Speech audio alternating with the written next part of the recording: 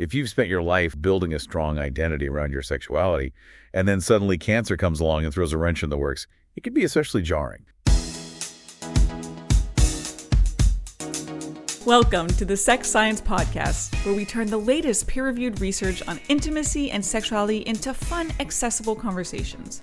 Generated by AI and fact-checked by experts, the Sex Science Podcast was created by LaShaw to empower you through knowledge. So, join us as we explore pleasure, relationships, human connection, and everything in between. Hey everyone, and welcome back to the Deep Dive. Today we're going to be looking at something that's not often talked about when it comes to cancer, and that's sexual well-being. Yeah, and especially focusing on the LGBTQI community. Right, exactly. We'll be taking a look at the unique challenges that LGBTQI individuals face after cancer. It's a really important topic because it's about so much more than just physical health, Yeah. It's about how cancer can affect someone's sense of self, their intimacy, their very identity as part of the LGBTQI community. We're diving into a study published in the Journal of Sex Research. It's called LGBTQI Sexual Wellbeing and Embodiment After Cancer. Used a mixed methods approach, so they had surveys from 430 participants. Okay. And then also these interviews with 103 people. So you get the numbers and the stories. And one of the things that I thought was really interesting about this study was the diversity of the participants. We're talking about people from all sorts of different backgrounds. Yeah, different gender identities, sexualities, age groups, different types of cancer, and even from different parts of the world. So what did the study actually find? What were some of the key takeaways? Well, the first thing that really stood out was that LGBTQI individuals experienced significant declines in their sexual well-being after cancer. They looked at things like physical intimacy, sexual desire, even how comfortable people felt talking about sexual issues. So it wasn't just about physical limitations or changes in the body, but also the emotional and social aspects of sex. Precisely. And they found that cancer had a negative impact on all of these areas. Actually, there was a pretty interesting finding. While overall sexual well-being didn't really differ that much between genders after cancer, cisgender men actually experienced the sharpest decline from their pre-cancer levels. Oh, really? That's surprising. Why would that be? The researchers think it might be because sexual functioning often plays a really central role in many gay and bisexual men's relationships, and even their sense of identity. So it's like it's not just about the physical changes, but also how those changes affect their sense of self. Exactly. If you've spent your life building a strong identity around your sexuality, and then suddenly cancer comes along and throws a wrench in the works, it can be especially jarring. Right. So the study didn't just document these declines in sexual well-being, though. Right. They also explored what might be causing these changes. What did they find? Well, one of the strongest associations they found was with social support and quality of life. Basically, people who had more social support and felt better about their overall quality of life tended to have better sexual well-being after cancer. And on the flip side, what about people who are dealing with more physical concerns? Did that affect their sexual well-being? Yeah, that was another big finding. The more physical concerns people had, the lower their sexual well-being tended to be. Can you give us some examples of what those physical concerns might look like? Sure. Some of the common ones that came up were muscle loss, reduced body strength, scarring, incontinence, and changes in genital sensitivity. I imagine those could all have a significant impact on someone's sex life. Definitely. And for cisgender men in particular, having incontinence or having to use a stoma was especially strongly linked to lower sexual well-being. That makes sense. Those are pretty major changes to deal with, both physically and emotionally. Exactly. To really grasp the human impact of these findings, it's important to hear some of the personal stories that were shared by the participants in the study, right? I think so, yeah. So what were some of the things that people were saying? Well, one participant, a cisgender man, he was being treated for colorectal cancer. He talked about how the side effects made him feel undesirable. It's heartbreaking to hear that. It is. And a lesbian woman who had breast cancer, she described this chemo and hormone therapy that just really zapped her libido. I can imagine. When you're just trying to get through treatment, the desire for intimacy probably takes a backseat. It sounds like there's a lot of grief and loss that these individuals are experiencing, not just physically, but emotionally as well. Definitely.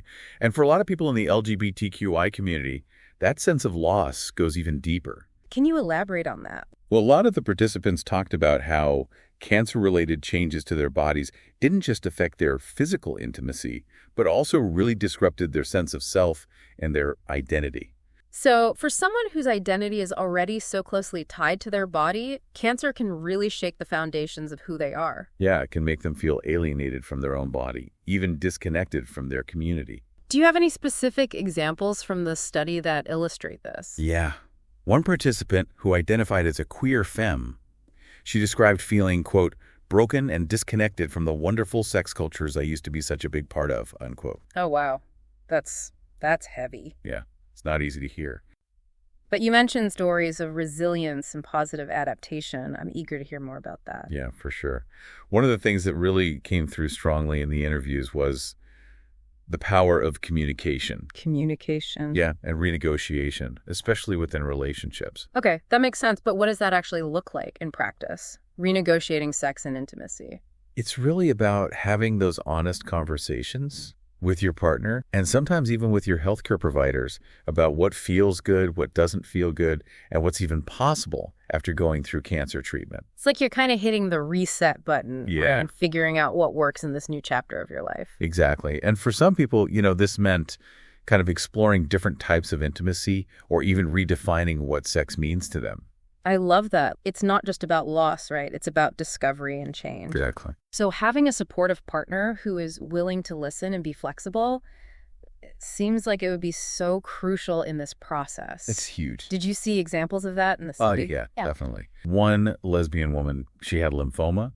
She talked about how her partner was just extremely understanding. And she explained that there's no sex, but we are very, very affectionate. I love that. Yeah. And another participant, a gay man, he had leukemia. He shared that his partner basically just accepted things as they were. Yeah. His partner was like, he knew it was just part of the process and the disease and the treatment. It's amazing how, in these really challenging situations, you see the strength of a relationship, that ability to kind of face these things as a team. It is. And, this open communication, it wasn't just for couples who were like taking a break from sex. Right. It was also really important for couples who wanted to stay sexually active. How did those couples make it work? Well, some of them, they got creative. They tried new things. Mm-hmm. Or maybe they focused on different types of stimulation. For example, one lesbian couple, they found that mutual masturbation became this really positive part of their relationship. And a gay man who had testicular cancer, he said that he actually became more sexually open after his diagnosis. Interesting. And he started exploring new kinks. Huh. It's amazing how these really difficult experiences can sometimes lead to unexpected personal growth. It's true. It's true.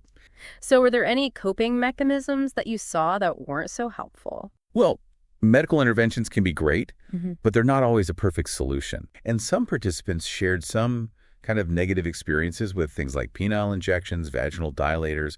Maybe they were physically uncomfortable or felt too clinical. It kind of takes the spontaneity out of sex. It's a good reminder that there's no one-size-fits-all approach, right?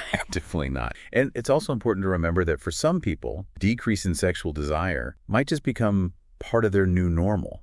And that's totally okay. So what did the researchers recommend? What can healthcare providers do to better support their LGBTQI patients? Well, they really emphasize the need for culturally competent care. That truly acknowledges and addresses the unique needs of this community. So it's not just about treating everyone the same, right? No, not at all. Different groups have different needs, different concerns. So what does that actually look like, culturally competent care? Well, it starts with healthcare providers being comfortable talking about sexual health with their LGBTQI patients in a way that's sensitive and affirming. Creating that safe space where people feel like they can actually open up without being judged. Exactly. And it also means understanding the unique challenges that LGBTQI individuals might be facing. Like, how those cancer-related changes can impact their sense of self and their identity. And we can't forget about being inclusive of same-sex partners and chosen families. Right. It's not just about the patient. It's about their support system, too. For sure. Okay, so let's try and wrap up the key message from this deep dive. I think the core takeaway is just how significantly cancer impacts sexual well-being for LGBTQI people, and in ways that are really intertwined with their identities, their bodies, their sense of self. And these are not side issues, are they? They're central to quality of life. Absolutely. Which means oncology care really needs to acknowledge and address these concerns. It's a matter of, sexual and reproductive justice, really. So healthcare professionals need to be equipped for this. Definitely. Providing care that's inclusive, culturally safe, being willing to have open conversations about sex and intimacy, and adapting support models so they actually work for the LGBTQI community. That supportive communication, especially with partners, seems crucial too. And the possibility of renegotiating intimacy. Yes, finding new ways to connect. Which brings us to our final thought for you, the listener. Given everything we've discussed, the diversity of experiences within the LGBTQI community, how can our healthcare systems become more proactive? How can they offer truly tailored, affirming support for sexual well-being, right from diagnosis and all the way through survivorship? It's a big question, but a really vital one if we want to improve care for everyone. Something to think about. Thanks for diving deep with us today. Thank you for listening to the Sex Science Podcast brought to you by LaShaw. We hope that you learned something new about the wonderful world of human intimacy and sexuality, and join us next time as we dive into more fascinating research. And remember, science is for you. Music for this podcast was produced by SOUNDRAW.